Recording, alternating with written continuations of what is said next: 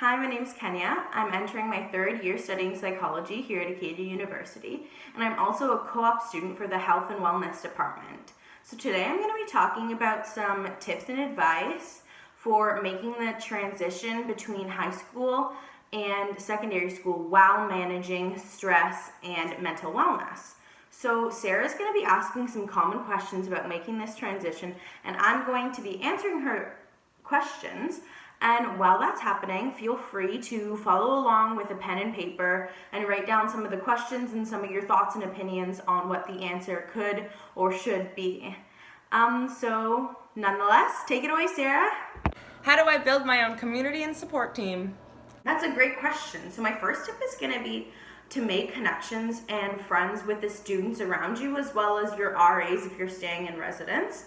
The students around you will really help you create your support team, and making those connections early on can really help continue to build them throughout the year.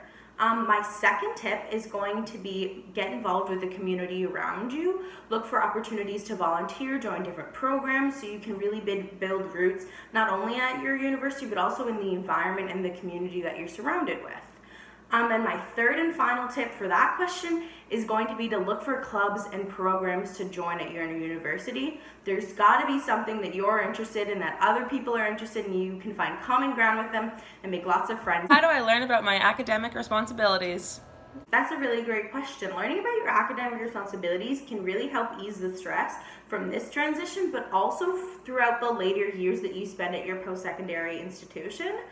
I would recommend for this to get in touch with your academic advisors. They can really help you out and give you some great tips and tell you all about your program. How do I balance everything I want to do and everything I need to do?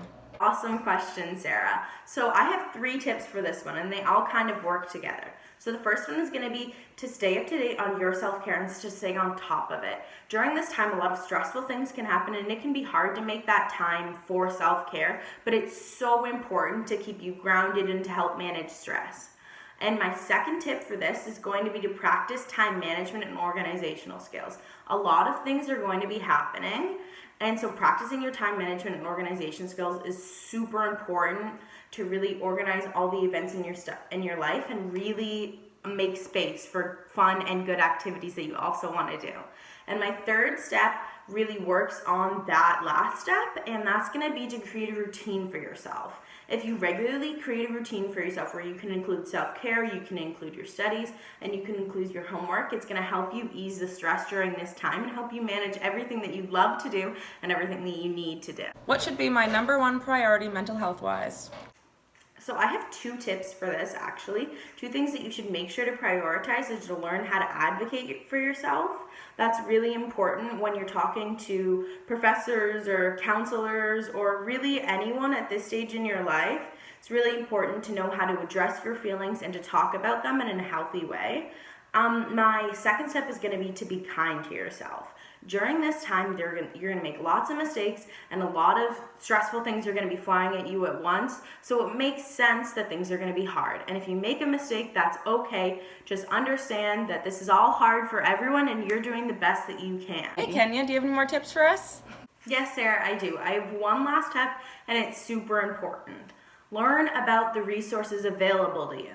There are so many resources available to you on campus, whether it's help with accessibility, whether it's help with counseling, or help with pretty much anything, math, English. There's always going to be a program there to support you. So it's really important to go looking for them and use those resources that are built there to help you. So those are all my tips. Thank you so much for listening. I really hope that they helped out. And I also wanted to say congratulations on your graduation. This is such a big time, and I'm really happy for you all and so excited.